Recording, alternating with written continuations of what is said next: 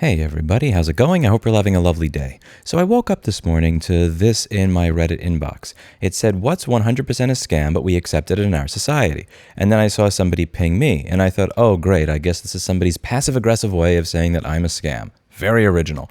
But I'm glad that I took a second to actually click it and read it, because when you click that particular thread, you'll see that that is actually the top upvoted comment on something that front page Reddit this morning.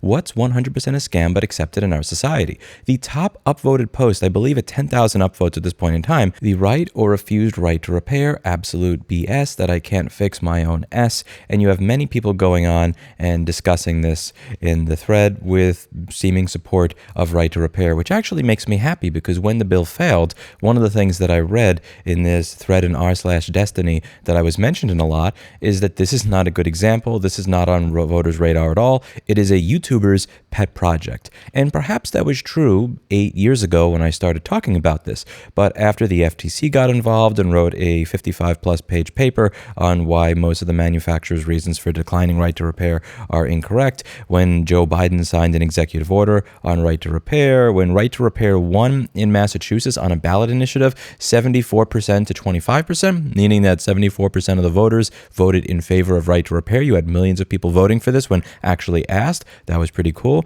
Granted, that bill wound up getting blocked even 18 months after the vote, but such is life from time to time. I don't think that this is a pet project anymore. I do believe that this is a movement, and I believe that this is a movement because of the work of all of you. One of the things that actually made me really happy is that when the governor destroyed the right to repair bill in New York State, I really expected for the news to cover this in an uncritical manner. And admittedly, I was a little bit too depressed and black-pilled at the idea of them doing anything right.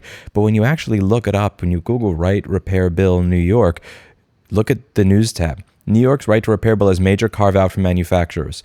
New York governor signs watered-down bill. New York breaks right to repair as it's signed into law. New York gets right to repair after some industry-friendly repairs to the rules.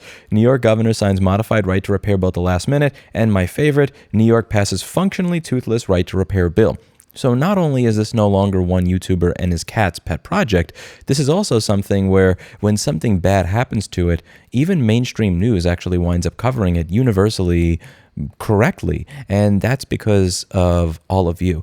So I just wanted to say thank you and post this little optimistic video. This really is no longer just one dude yelling at a camera, and I look forward to what the next 5 to 10 years bring, not just legally, but more so culturally. I'm going to try and get more people involved in this, whether through videos that show people how to fix their own stuff and show them that it is exciting, or how-to guides that try to take really, really complex issues and make it a little bit simpler to understand, or through these open to the public repair workshops we're doing here at Futo, where you can come by and you can use the equipment on these desks and get advice as you do so at no cost to you during the times that are listed on this site that's open down below. It seems like even though we lose legally in the short term, that culturally we see we're winning in the long term, and that's what matters. I also have to give a thank you to my new employer, Aaron Wolf, who 2 years ago reached out to me and asked why I had not started taking my advocacy work with right to repair more seriously. He suggested I start a nonprofit. He set me up with an attorney that helped me form it, and he funded it with a very, very, very generous grant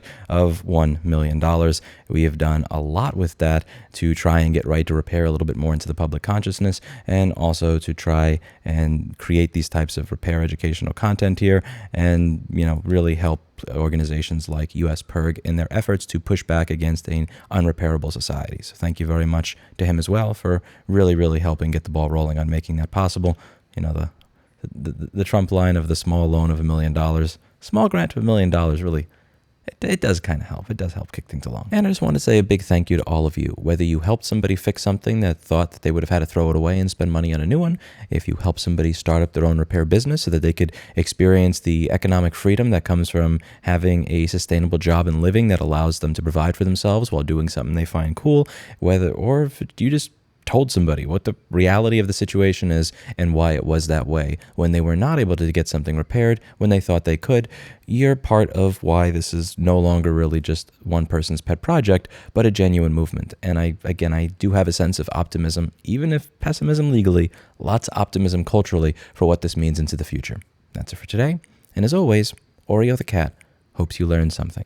That being said, we are going to try to get the video to 10 minutes by petting the cat. Because everybody knows when your video is 10 minutes, you can put a second ad on it. And then I can monetize Oreo some more.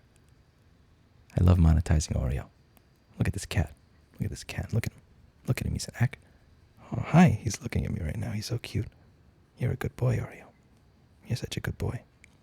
I know you like to scratch Dan's chair, but Dan's chair deserves to be scratched. It really does. He loves getting little head rubs and nuzzles right behind the ear. Okay, maybe not that much. Okay. Here. Who's a good boy, Oreo? Who's a good boy? You're a good boy. You're a good boy.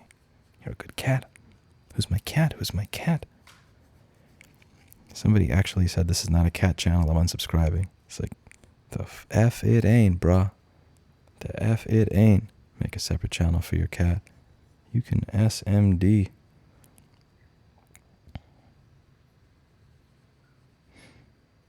Funny piece of trivia.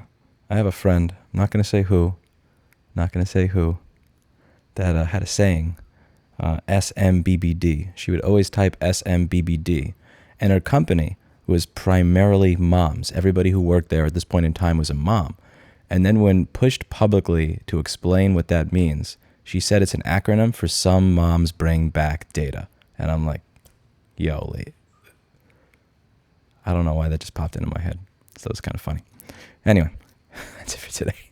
And as always, I hope you learned something.